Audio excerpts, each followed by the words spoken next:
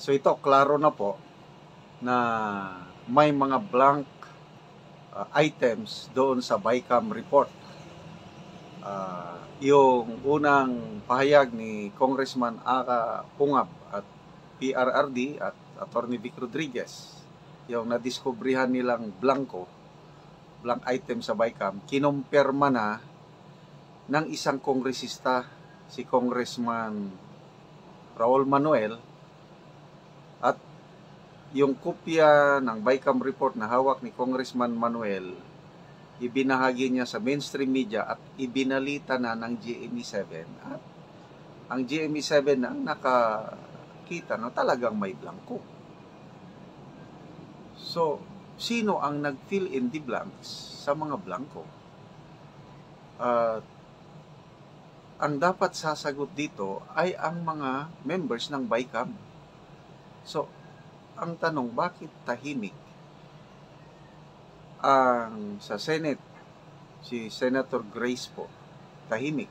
Wala siyang comment. Pati na rin si Senate President Escudero, wala rin.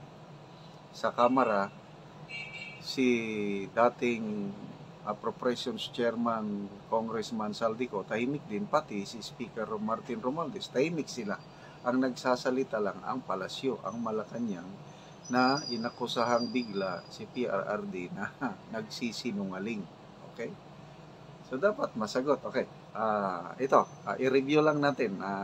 Parinig ko sa inyo ang balita ng GMA7 tungkol sa issue na ito. Isa pang kongresista ang nagpakita sa GMA Integrated News ng kopya ng BICAM report ng 2025 National Budget na may mga blanco. Una niya, hindi nabusisi ng maayos ang niratipikahang dokumento dahil kulang sa oras. Pero mga senador na pumirma riyan, itinanggi na may mga blanco sa ipinasal nilang budget. Nakatutok si Jonathan Angal.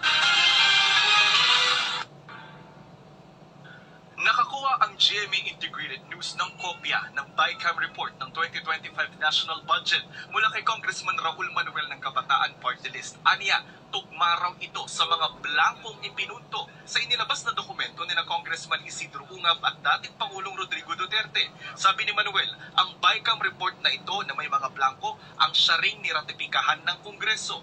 Aniya, binigyan daw ng kopya ng BICAM report ang lahat ng kongresista noong Disyembre bago ito isinalang sa plenaryo para maratipika. Pero ang problema, in-email lang daw ang soft copy nito. Kulang isang linggo bago ang ratifikasyon. Habang ang printed copy naman, ibinigay lang daw wala pa isang oras bago ito isinalang sa plenaryo. Kaya raw hindi na ito nabusisi ng maayos. Sobrang limit na oras talaga para Yan, si Congressman Manuel ang nagsasalita. Hindi rin agad nakita yung mga blanks, no? Kasi nga, hindi tayo sanay na may mga ganon. Ngayon ko lang na-encounter na nag-ratify ng budget, meron pala mga blanks. Sa pagsusuri ng GMA Integrated News, ang pahinang ito halimbawa ng dokumentong hawak ni Ungab, pareho ang mga blanko sa dokumentong hawak ni Manuel. Pero kapuna-puna na mas marami ang mga nakapirma sa dokumentong mula kay Manuel at iba ang pwesto ng ilan sa mga ito. Sinusubukan ng GMA Integrated News na makakuha ng opisyal na kopya ng BICAM report mula sa Kamara. Sa proseso ng pagpasa ng budget matapos ratipikahan ng BICAM report, ito ang magiging basihan ng General Appropriations Bill o GAB na isusumiti sa Pangulo. Oras na pirmahan ito ng Pangulo para maisabatas, ito na ang tinatawag na GAA o General Appropriations Act. Ang tanong ni Manuel, kasama sa BICAM report na niratify ng Kamara ay yung mga blanks after ratification, saka bago pirmahan, sino yung nag-fill in the blanks. So dapat may sumagot dyan. At ang pwede lang makasagot ang mga bahagi ng BICAM saka yung Pangulo. Pati mismo ang kapatid ng Pangulo na si Senadora Amy Marcos sinabi noong Disyembre na hindi siya pumirma sa BICAM report dahil blankong papel daw ito. Sinisiguro ko sa taong bayan na hindi ako kailanman pumirma ng anumang papel hinggil sa budget ng 2025 o sa BICAM report na yan na nagsusulong na magbawas ng pera sa mga lehitimong proyekto. Paano ko naman pipirmahan ang blankong papel? Sinubukan ng media na kunan ng bagong komento kay na si Senator Amy pero tumakbo ito.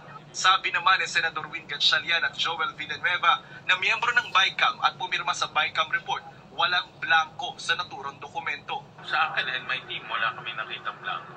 Kasi dapat balanse, yun ang tinitignan namin parate. So, I have a whole team na tinitignan yung budget bago pinipirma.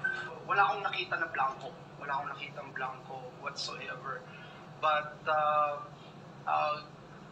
hindi ko rin sinasarado yung mga rumors na naririnig natin na may mga ilan na wala pang item. Ayaw naman magkomento ni Senate President Jesus Escudero at Senate Finance Committee Chair Grace Poe. Sa Kamara naman, wala pa rin komento sina Speaker Martin Romualdez at dating House Appropriations Committee Chair Zaldico. Nauna nang sinabi ni Pangulong Marcos na nagsisinungaling daw si Duterte dahil wala raw blanco sa pinirmahan niyang General Appropriations Act. Para sa GMA Integrated News, Jonathan. So, ito, mahalagang tanong ng taong bayan na masagot, sino ang nag-fill up sa mga blanks? So, hihintayin natin sana sa mga susunod na araw, sasagot na ang makakasagot niyan si Senator Grace Poe at si dating Appropriations Chairman Zaldico. Sila ang makakasagot niyan dahil trabaho yan ng BICAM. So sana sagutin nila ang tanong ng taong bayan kasi klaro na mayroong blank items. Congressman Manuel, yung kopya niya ng BICAM report at ang kopya ni Congressman Ungab, parehas ang sinasabi. So sana naman maliwanagan ng taong bayan, sagutin nila ang issue. So, hintayin natin ang sagot sa BICAM. Okay, so again, pasalamatan ko kayo mga kaibigan sa inyong suporta sa channel na ito. Yung ating income sa ating YouTube channel, itinutulong natin sa mga katutubong talandig sa Bukidnon. Sa ngayon po, tumutulong tayo sa pagpapatayo ng kanilang bahay o pagre-repair. Marami sa kanila butas-butas ng kanilang yero o bubong. So, yung iba naman walang bahay. Nagbibigay tayo ng 10 yero, 10 feet ang kataas na yero, plus 10 kilos na assorted nails para ma-repair nila ang kanilang mga bahay or makapagpatayo sila ng bagong bahay.